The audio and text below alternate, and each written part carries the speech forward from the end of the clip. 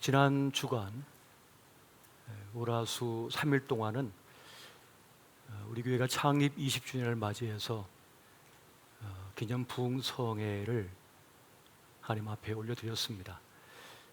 많은 교우들께서 함께 하시며 큰 은혜를 누렸는데요.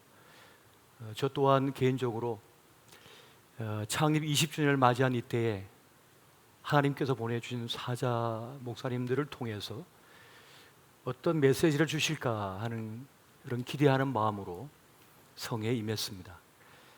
그리고 매 시간마다 마음을 새기기도 하고 또 펜을 들어서 메모하면서 귀한 말씀들을 그렇게 적으면서 마음에 간직했습니다.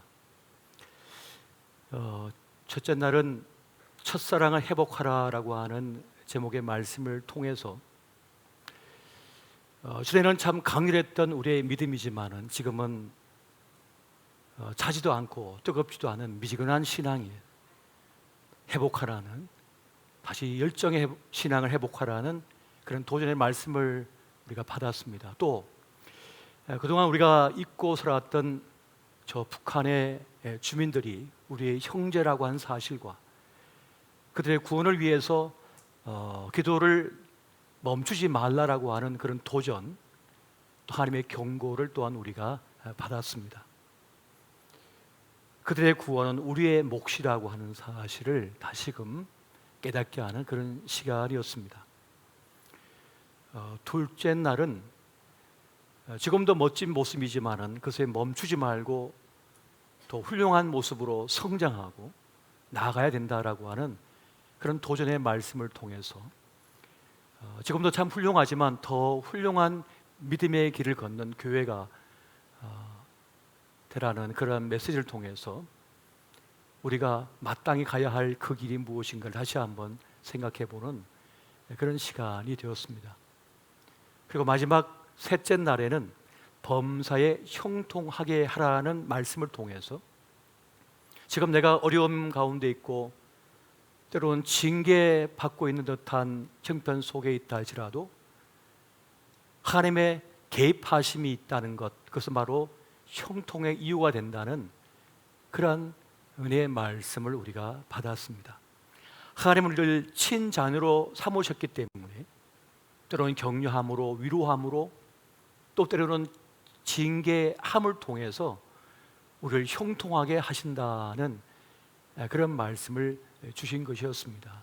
그리고 무엇보다 주님을 모시고 사는 삶이야말로, 또 우리의 구원의 주님께 있다고 하는 사실이야말로 가장 중요한 진리라고 하는 것을 또한 깨닫는 그런 시간이 되었습니다. 그리고 하나님의 기대하심, 개입하심, 역사하심이 우리에게 있다고 하는 사실을 잊지 말 것을 또한 우리에게 알려주었습니다. 저는 집회 내내, 이 성회 내내 말씀을 듣고 기도하면서 제 마음속 깊이 울림이 있는 것을 알게 되었습니다. 그 마음은 무엇인가 하면 우리가 참 하나님과 멀리 떨어져 있다라고 하는 사실이었습니다. 첫사랑의 회복도, 아름답게 성장하여 자라가는 것도, 또 형통함을 이루는 삶도 결국 하나님께 가까이 있어야만 가능하다라고 하는 사실이었습니다. 그렇게 볼 때 우리의 삶은 지금 주님과 너무 멀어져 있다고 하는 사실이었습니다. 만약 우리가 주님께 가까이 있지 않다면 하나님의 놀라우신 은혜의 역사들은 우리와 상관이 없는 것이 될 수 있다는 것입니다. 여러분, 세상에는 거짓말하지 못하는 세 가지가 있다고 합니다. 우리의 몸이고, 그리고 우리의 감정이고, 우리의 땀이라고 합니다. 우리는 우리의 몸을 속일 수가 없습니다. 그리고 우리의 땀을 속일 수가 없고, 우리의 감정도 속일 수가 없습니다. 우리가 어느 순간부터 예배에 나오는 우리의 몸과 마음이 불편해졌습니다. 왠지 예배가 낯설어진 것 같은 느낌이 지금 우리에게 있습니다. 어딘가 불편해 보이고 부자연스러워졌습니다. 전에는 주일날 일어나면 곧바로 교회를 향하여 나왔는데 갈까 말까 하는 마음이 생겨버리고 말았습니다. 수요 예배가 나와 상관이 없는 예배처럼 느껴집니다. 새벽 예배는 말할 것도 없습니다. 전과 같이 예배 자리에 나온 것이 감격스럽지가 않습니다. 기도가 잘 되어지지가 않습니다. 성도들을 만났는데 그렇게 기쁘지가 않습니다. 눈빛도 예전과는 다릅니다. 대문대문해졌습니다. 반갑지가 않은 것입니다. 그렇게 코로나 3년 동안 우리의 마음이, 우리의 생각이, 우리의 표정이 변하고 말았습니다. 그렇게 우리는 이 코로나 3년 동안 하나님과 멀어지고 말았다는 것입니다. 모든 것이 회복이 되고 다 정상적으로 돌아온 것 같지만, 그러나 실제로는 우리의 예배가 지금 회복되고 있지 않습니다. 예배가 낯설어졌습니다. 기도가 낯설어졌고 봉사가 낯설어졌습니다. 교제가 낯설어졌습니다. 섬김이 낯설어졌습니다. 다른 말로 하면 예배가 멀어졌고 기도가 멀어졌고 찬송이 멀어졌으며 봉사가 멀어졌고 교제가 멀어졌습니다. 결국 하나님과 멀어졌다는 것입니다. 몸이 멀면 마음도 멀어진다는 말이 있습니다. 이 말은 허언이 아닌 것 같습니다. 물리적 거리가 심적 거리라고 하는 그 말은 맞는 것 같습니다. 그렇게 우리의 신앙이, 우리의 믿음이 하나님과 멀어지고 말았습니다.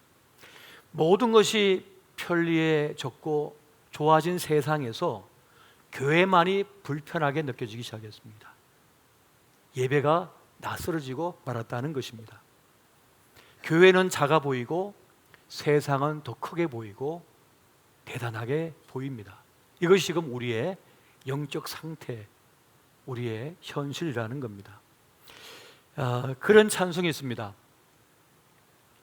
세상은 온데간데 없고 구속한 주만 보이도다. 근데 지금은 이렇게 불러야 될 것 같습니다. 구속한 주는 온데간데 없고 허망한 세상만 보이도다.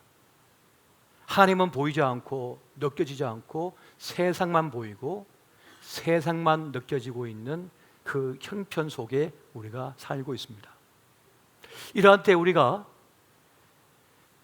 야고보의 엄중한 경고를 새길 수가 있어야 하겠습니다. 그런 야고보서 4장 4절에서 이렇게 말씀합니다. 세상과 벗된 것이 하나님과 원수됨을 알지 못하느냐. 그런즉 누구든지 세상과 벗이 되고자 하는 자는 스스로 하나님과 원수되는 것이니라. 어느 순간 우리가 세상과 벗하며 세상과 가까워지는 가운데 세상과는 친구가 되었지만 하나님과는 멀어지고 원수가 되어버리고 말았다는 것입니다. 러시아의 인권 운동가이면서 소설가인 솔제니친이 있습니다. 그가 노벨 문학상과 템플턴 상을 받았는데요, 그가 한 인터뷰에서 그런 말을 합니다.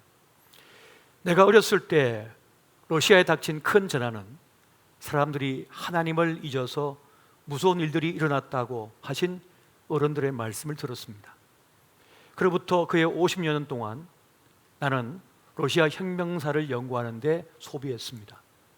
수많은 책을 읽고 많은 사람들과 면담하며 8권의 책을 써냈습니다. 그리고 내가 얻은 결론은 6천만이 넘는 사람들을 죽게 한 파괴적인 혁명의 주요 원인이 하나님을 잊어버렸기 때문이라는 점입니다. 더 정확한 표현은 우리가 하나님을 멀리하여 불행이 싹트게 되었다는 것입니다.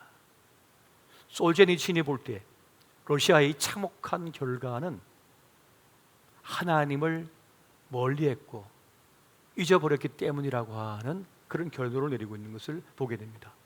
오늘 시편 기자는 우리에게 매우 중요한 것을 말씀해 주고 있습니다. 무릇 주를 멀리하는 자는 망하리라 라고 하는 것이고, 하나님께 가까이함이 나에게 복이다라고 하는 그 말씀을 분명하게 우리에게 주고 있다고 하는 사실입니다. 여러분, 우리의 생명이 하나님께 있음을 믿으시기 바랍니다. 우리의 구원이 하나님께 있습니다. 우리의 희망이 하나님께 있으며 우리의 미래가 하나님께 있으며 우리의 내일도 하나님께 있음을 여러분 믿으시기 바랍니다. 이것을 오늘 시편 기자는 우리에게 분명하게 말씀해 주고 있다는 것입니다.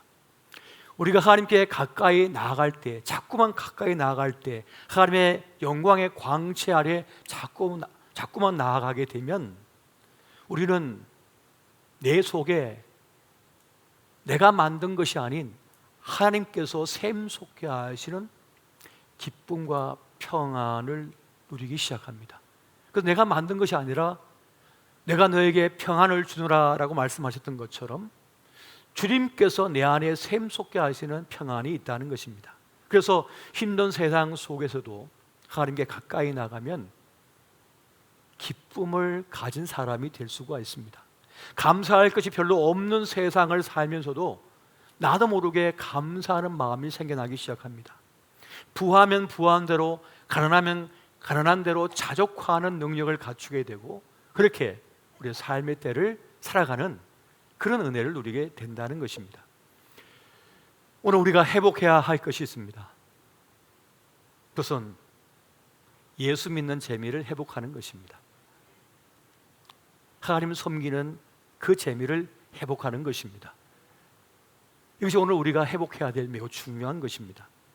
예배의 영광을 회복해야 되며 기도의 감격을 회복해야 되며 찬송의 기쁨을 회복해야 하는 것입니다.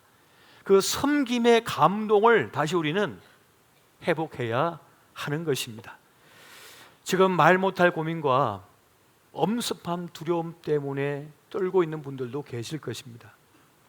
그 두려움과 싸울 것이 아니라 우리는 다시 하나님을 바라볼 수 있어야 됩니다. 문제를 바라보고 사람을 바라보고 내 능력을 바라보는 것이 아니라 하나님을 바라보는 것이죠. 그리고 그 자리에서 하나님과 내가 얼마나 지금 거리를 두고 있는지를 한번 살펴볼 필요가 있습니다.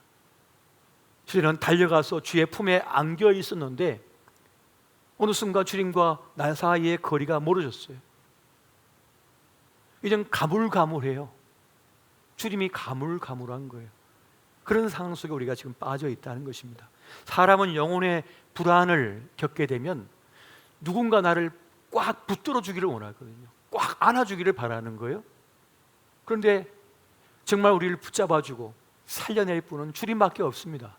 그래서 주님을 향하여 나아가야 되며 주님께 안길 수가 있어야 된다는 것입니다. 오늘 이것이 우리가 회복해야 될 매우 중요한 것입니다. 여러분, 가진 것이 별로 없어도 하나님께 가까이 있는 사람은 두려움을 이기게 됩니다. 시편 3편 6절에 보니까 천만인이 나를 에워싸 진친다 할지라도 나는 두려워하지 않겠다라고 하는 그 다윗의 고백이 있는 것을 오늘 우리가 보게 됩니다. 지금 다윗은 절명의 자리에 있어요. 그런데 10,000,000명이 나를 둘러 진친다 할지라도 나는 전혀 두렵지가 않다. 하나님이 나와 함께 하기 때문이다 라고 그는 고백하고 있는 것을 보게 됩니다. 사망의 음침한 골짜기를 지난다 할지라도 난 두려워하지 않는다. 주님께서 나와 함께 하시기 때문이라고 하는 고백을 하고 있다는 것입니다. 오늘 이 고백의 주인공 되시기를 예수 이름으로 축원드립니다. 그렇게 우리는 다시 주님을 회복해야 되며 주님께 가까이 나갈 수 있어야 하겠습니다. 여러분, 접근의 힘이라고 하는 말이 있습니다. 사람은 가까이 있는 환경이나 사람의 영향을 받는다는 것입니다. 누구나 사람은 자기 스스로 주체적으로 살아왔다고 말할 수 있겠습니다만 사실 지금 내가 가진 이 모습도 누군가 나를 만나서 나에게 남겨두고 간 흔적이라는 겁니다. 나의 말투, 나의 생각, 나의 가치관, 내가 좋아하는 음식, 내가 좋아하는 일들, 나의 성격조차도 누군가 나에게 남겨두고 간 흔적이라는 거예요. 그렇게 볼 때 나에게 가장 많은 흔적을 남겨두고 가신 분이 누굽니까? 우리의 부모님이십니다. 어머니에게 눈을 받았습니다. 아버지에게 코를 받았습니다. 내가 좋아하는 음식도 어머니에게 받은 겁니다. 내가 가진 이 생각, 내가 좋아했던 선생님, 내가 따랐던 스승, 그렇게 내가 가진 이 신앙도 나를 가르쳐 주었던 영적 스승들을 통하여 갖추게 된 모습이라는 것입니다. 그렇게 사람은 누군가에게 무엇인가를 남겨두고 갑니다. 그런데 어떤 이들은 나에게 용기를 주고 희망을 주고 가능성을 남겨두고 가지만, 어떤 사람은 나에게 어둠을 남겨두고 갑니다. 나에게 상처를 남겨두고 떠납니다. 나에게 어둠을 안겨주고 떠난 이들도 있습니다. 그래서 아파하고 힘겨워하는 것입니다. 나에게 참다운 희망과 기쁨과 영광을 안겨주신 분이 누구입니까? 바로 우리 하나님이십니다. 우리가 하나님과 더 가까이 하여 있으면 그 주님이 가진 생명을 얻게 되고, 주님께서 주시는 놀라운 치유, 그 은혜를 우리가 누리게 되는 것입니다. 그래서 여러분, 두려움 속에 있을 때, 불안 속에 있을 때, 걱정거리가 많을 때 우리는 하나님을 기억하여 하나님께 가까이 나갈 수 있어야 한다는 것입니다. 그거는 과학적으로 설명할 수 있는 것이 아닙니다. 주님께 가까이, 더 가까이, 더 가까이 나가 주의 품에 안길 때라야 우리는 세상 염려, 두려움, 불안에서 벗어날 수 있게 되어지고 주의 평강을 누리게 된다는 사실입니다. 오늘 두려움 속에 있는 분들이 있다면, 불안 속에 있는 분들이 있다면, 걱정, 근심 속에 있는 분들이 있다면 주님께 가까이 나아가시기를 예수 이름으로 축원드립니다. 오늘 성경은 이것을 우리에게 말씀하고 계십니다. 여러분, 어떤 사람은 실패 때문에 망하지만 어떤 사람은 성공 때문에 망합니다. 어떤 사람은 문제 때문에 쓰러지지만 어떤 사람은 문제 때문에도 성장해 버립니다. 그런 실패, 문제, 어떤 성공, 어떤 귀한 일을 만났을 때 우리는 어떻게 해야 될까요? 그것 가지고 주님 앞에 나아갈 수가 있어야 한다는 것입니다. 문제를 가지고, 실패를 가지고 주님 앞에 나가야 되는 거예요. 성공을 가지고도 주님 앞에 나가야 합니다. 아니면 그 성공 때문에 교만하여 무너질 수도 있기 때문에 그렇습니다. 그렇기 때문에 어떤 것이든 우리는 무엇을 가졌든 어떠한 형편이든 주님 앞에 가까이 나가야만 그것을 능히 이기고 극복하며 복된 자리에 설 수 있다는 것입니다. 여러분, 하나님이 계시고 돈이 있으면 복이 됩니다. 그런데 하나님이 없고 돈만 있으면 그 돈은 화가 됩니다. 여러분, 재능은 복이지만, 좋은 것이지만 재능만 있고 하나님이 안 계시면 그 재능은 화가 될 수도 있습니다. 도리어 너무 빠른 것이, 너무 잘 나가는 것이 하나님이 안 계시면 그 인생의 문제거리가 될 수 있다고 하는 사실입니다. 그래서 우리는 늘 주님께 가까이 나가야 되고 주님을 우리의 삶의 중심에 모셔야만 된다는 것입니다. 주님을 모시고 살면 그것이 어떤 것이든 그 문제를 이겨낼 수 있고 또 성공을 이어갈 수 있는 것이에요. 하지만 하나님이 안 계시면, 주님을 모시지 아니하면 어떤 것이든 우리에게 위기를 초래할 수 있다는 것입니다. 그래서 우리는 하나님을 가까이 해야 한다는 것입니다. 자, 그렇다면 성경이 알려주는 하나님을 가까이 하는 길은 어디 있을까요? 오늘 저는 여러분들에게 그것은 예배라고 말씀드리고 싶고, 또 기도라고 말씀드리고 싶고, 또 주님께서 우리에게 메워주신 멍에라고 말씀드리고 싶습니다. 여러분, 첫 번째, 여러분, 이 예배하는 것, 예배를 회복하는 것이야말로 하나님을 가까이 하는 가장 중요한 일이라고 하는 사실입니다. 왜냐하면 하나님께서 그 예배를 매우 중요하게 여기고 계시기 때문입니다. 역대하 29장 6절부터 11절까지의 말씀을 우리가 한 절씩 보시고 11절은 같이 한번 보시겠습니다. 우리 조상들이 범죄하여 우리 하나님 여호와 보시기에 악을 행하여 하나님을 버리고 얼굴을 돌려 여호와의 성소를 등지고 또 낭실문을 닫으며 등불을 끄고 성소에서 분향하지 아니하며 이스라엘의 하나님께 번제를 드리지 아니하므로 여호와께서 유다와 예루살렘에 진노하시고 내버리사 두려움과 놀람과 비웃음거리가 되게 하신 것을 너희가 똑똑히 보는 바라. 이로 말미암아 우리의 조상들이 칼에 엎드려지며 우리의 자녀와 아내들이 사로잡혔느니라. 이제 이스라엘의 하나님 여호와와 더불어 언약을 세워 그 맹렬한 노를 우리에게서 떠나게 할 마음이 내게 있노니 내 아들들아 이제는 게으르지 말라. 여호와께서 이미 너희를 택하사 그 앞에 서서 수종들어 그를 섬기며 분향하게 하셨느니라. 아멘. 주의 성소에 나와 분향하게 하셨다고 말씀합니다. 결코 성소를 등지지 말라고 주님께서 말씀해 주고 있다는 사실입니다. 예배가 무너지면 하나님과의 관계도 끝입니다.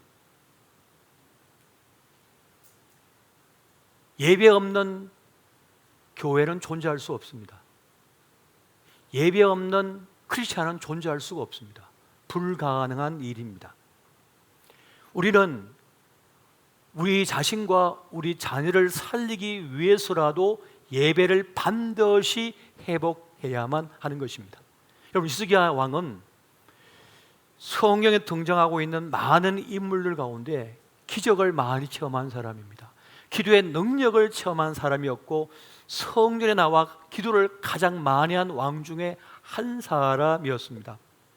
그런 죽을 병에 걸렸지만은 주님께 간절히 구하고 또 구하여 15년의 생명이 연장되는 큰 복을 누린 사람입니다. 또한 그가 기도할 때 아수르의 18만 5천 명을 칼 한 번 쓰지 않고 승리하는, 이기는, 전멸시키는 놀라운 기적을 경험한 그런 사람이었습니다. 역대하 31장 21절에 보니까 그가 행하는 모든 일, 곧 하나님의 전에 수용되는 일이나 율법에나 계명에나 그의 하나님을 찾고 한 마음으로 행하여 형통하였더라. 그런 성전에 나아가 하나님을 섬기고 예배하고 기도한 일, 또 병치유함을 받았으며 또 전쟁에 승리하는 놀라운 기적의 역사를 누렸던 총통한 왕이었던 것이 사실입니다. 그런데 히스기야도 못한 것이 있습니다. 자기 자식들을 믿음으로 키우지 못했습니다. 자식들을 망하게 했어요. 예배가 무너졌습니다. 자녀들의 예배가 무너졌습니다. 믿음이 무너졌습니다.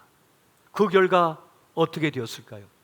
역대하 33장 9절부터 11절 말씀 보니까 유다와 예루살렘 주민이 므낫세의 게임을 받고 악을 행한 것이 여호와께서 이스라엘 자손 앞에서 멸하신 모든 나라보다 더욱 심하였더라.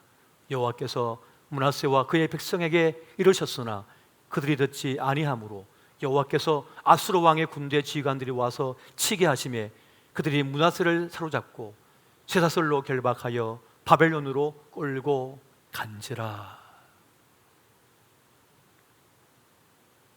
아들인 므낫세가 믿음을 갖지 못했습니다. 예배를 잃어버렸습니다. 결국 나라가 망하고 결박당하여 끌려갔습니다. 옷은 다 벗기우고 맨발로 짐승처럼 참혹한 길을 가야만 했습니다. 그리고 나서야 나중에 하나님 앞에 엎드려 자복하고 회개하고 참회하여 겨우 벗어나는 그런 은혜를 나중에 좀 받게 됐습니다. 안타까운 일이 아닐 수가 없는 것입니다. 왕위는 물려받았으나 믿음을 물려받지 못했습니다. 예배 정신을 물려받지 못했습니다. 예배 생활을 물려받지 못한 것이에요. 결국 그래서 비참한 삶이 되고 말았습니다. 하나님을 경배할 줄을 몰랐다는 것입니다. 하나님 대신에 엉뚱한 것을 경배하는 인생이 되고 말았다는 거예요. 여러분, 이 세상엔 유사 전능신으로 여겨지는 것이 얼마나 많습니까? 세상의 인기나 세상의 돈이나 하나님보다 더 크게 보이는 것이 너무 많습니다만 그것이 아니라고 하는 사실을 그렇게 착각하지 않도록 가르쳐야 할 사명이 누구에게 있습니까? 부모에게 있는 것입니다. 그럼 어떻게 됩니까? 부모가 예배하는 자가 돼야, 하나님을 섬기는 자가 돼야, 거기만 까딱한다고 되는 것입니까? 절대 거짓말을 할 수 없는 것이 뭐라겠습니까? 몸이라고 했습니다. 몸. 내 땀이라고 그랬습니다. 내 감정이라고 그랬던 거예요. 내 몸을 속일 수가 없는 거예요. 말의 인사가 아니라 몸의 인사가 되어야 하는 겁니다. 그 사람 몸이 가 있는 그곳이 그의 진정한 고백인 것이지 말 몇 마디 되는 것은 절대 아닙니다. 그가 가 있는 곳이 진실이라는 것입니다. 그것처럼 우리가 하나님 앞에 나아가 하나님 앞에 엎드리고 하나님을 예배하는 그 자리에서만 우리는 진정으로 하나님을 가까이 만나고 우리의 신앙을 지킬 수가 있게 되어진다는 것입니다. 여러분, 요한계시록에 보면 천상의 모습이 커튼을 살짝 걷어서 보여주고 있습니다. 뭐 하고 있습니까? 예배하고 있습니다. 하나님을 예배하고 있는 그 모습을 요한계시록은 보여주고 있습니다. 그리고 우리 이 땅에서 하나님을 예배하고 있습니다. 다시 말하면 하늘의 것을 이 땅에서 지금 누리고 있는 것이고 경험하고 있는 것이에요. 그리고 하늘에 놀라우신 생명의 공급을 이 예배를 통하여 우리가 경험하고 받아 누리고 있게 된다는 것입니다. 그래서 우리 영혼이 살고 그 믿음을 지킴으로써, 하나님을 잃지 않음으로써 나를 지켜내고 구원받는 은혜를 누리게 된다는 것이에요. 그런데 이 예배가 무너짐으로써 이 놀라우신 하늘 자원의 공급을 잃고 말았다는 것입니다. 그래서 오늘 우리는 이 예배를 반드시 회복해야 하는 것입니다. 할렐루야. 여러분, 두 번째는 주님은 우리에게 말씀하시기를 내 집은 만민이 기도한 집이라고 분명하게 말씀합니다. 교회됨의 성취가 어디에 있는 것입니까? 바로 내 집이 만민이 기도하는 집이라 말하였거든. 너희가 어찌하여 강도의 구리를 만들었느냐 하시면서 우리 예수님은 채찍을 들어서 그 예루살렘 성에서 장사를 하고 있는 이들의 상을 뒤엎어버리셨어요. 그 채찍을 들어 사람을 치셨어요. 우리 주님이 그러신 적이 한 번도 없습니다. 우리 주님은. 그런데 상을 뒤엎고 채찍을 들어 사람을 치고 하는 이 일을 행하신 이유가 뭡니까? 성전이 무너졌다는 거예요. 여러분, 예배가 있는 교회가 어떻게 무너집니까? 예배가 무너지고 기도가 무너졌을 때, 그때 교회는 무너지게 되어 있는 것입니다. 시편 145편 18절 보니까 여호와께서는 자기에게 간구하는 모든 자, 곧 진실하게 간구하는 모든 자에게 가까이 하시는 도다라고 말씀하고 있습니다. 우리가 기도하며 나아갈 때 주님은 우리가 가까이 만나 주신다고 말씀하고 있다는 것입니다. 여러분, 기도가 쉬울까요?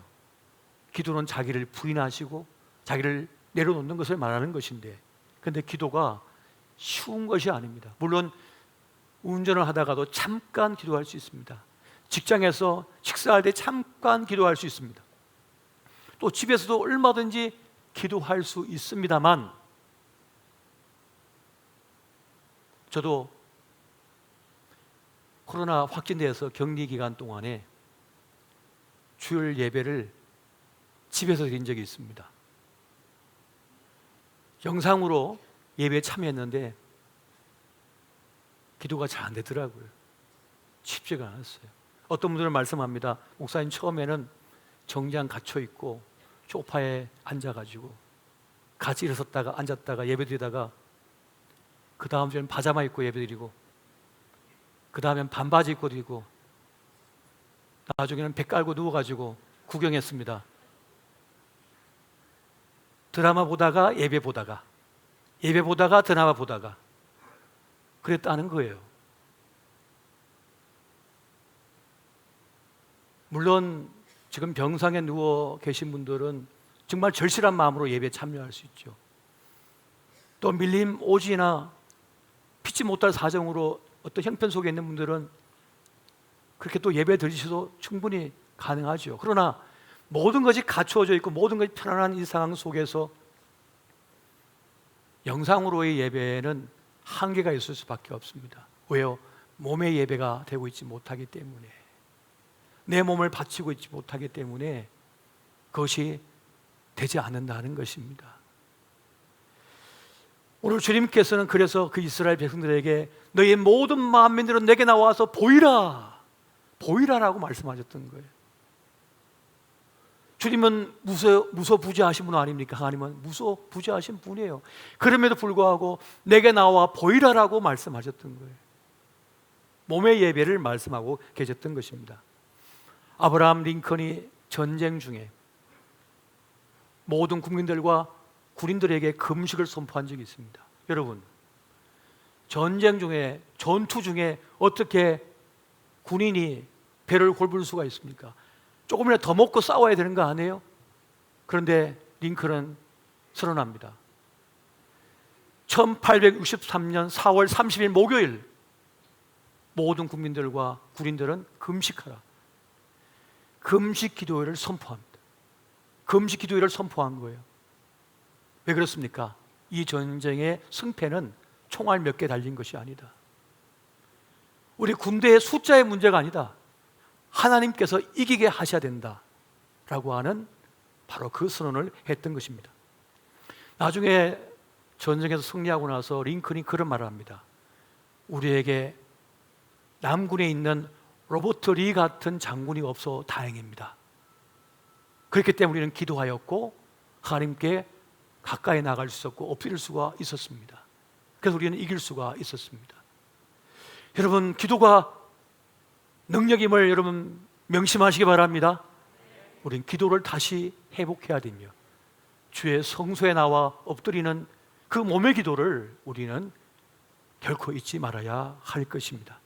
여러분, 세 번째, 우리는 주님께서 우리에게 지어주신 그 멍에를 능히 지고 갈 수 있어야 하겠습니다.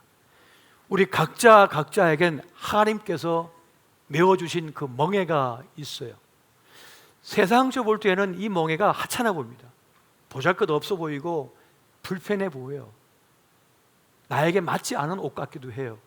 그런데 주님께서 우리에게 지어준 그 멍에를 가지고 하나님과 씨름할 때에 내 영혼이 가벼워지고 내 영혼이 자유로워지고 내 마음속이 평안해지는 것을 경험하게 됩니다.